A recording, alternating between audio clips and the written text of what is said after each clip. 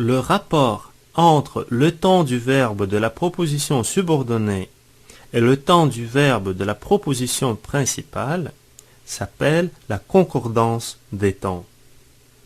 On a constamment besoin d'utiliser cette concordance quand on s'exprime oralement ou par écrit. Il faut y penser en particulier en parlant du passé. Les paroles d'une personne peuvent être rapportées sous la forme d'une citation entre guillemets. C'est le discours direct. Par exemple, il m'a dit, guillemets, vous avez l'air fatigué. Elles peuvent aussi être rapportées sous la forme d'une proposition subordonnée. Alors, il s'agit du discours indirect. Par exemple, il m'a dit que j'avais l'air fatigué.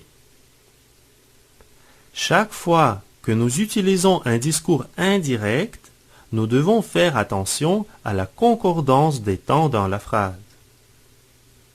Quand le verbe de la proposition principale est au passé, les temps des verbes de la proposition subordonnée changent au discours indirect. Je vous propose de considérer maintenant le tableau de la concordance des temps. Dans le discours indirect, nous pouvons avoir deux plans, le plan présent et le plan passé.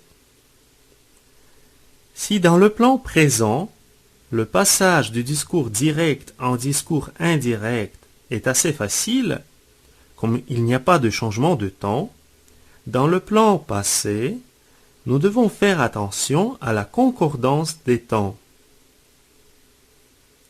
Dans la concordance des temps, nous avons les changements des temps suivants. Le présent devient l'imparfait. Par exemple, je dis que je fais mon devoir. Au passé, ce sera j'ai dit que je faisais mon devoir.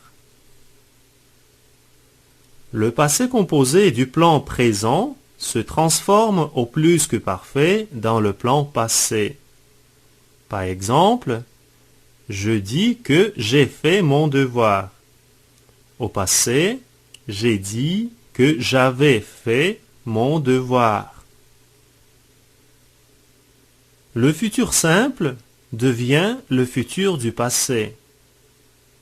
Par exemple, je dis que je ferai mon devoir et au plan passé, j'ai dit que je ferai mon devoir. Et finalement, le futur immédiat aller au présent plus infinitif doit se transformer en futur immédiat dans le passé, aller à l'imparfait plus l'infinitif. Par exemple, je dis que je vais faire mon devoir. Au passé, ce sera j'ai dit que j'allais faire mon devoir. Les expressions de temps dans le discours indirect doivent être relatives au passé s'il s'agit d'un contexte passé. Voici quelques expressions qui changent au passé. Maintenant, en ce moment, devient à ce moment-là ou alors. Aujourd'hui se transforme en ce jour-là. Hier change en la veille. Demain devient le lendemain. Pour les expressions du type ce matin, ce soir, cette semaine, cette année, on ajoute une particule là à la fin. Par exemple, ce matin-là, ce soir-là, etc. La semaine prochaine devient la semaine suivante. Et la semaine dernière, au passé, devient la semaine précédente. Par exemple, voici une phrase dans le discours direct. La semaine dernière, vous m'avez dit, hier, il est resté en ville très tard et aujourd'hui il a sommeil.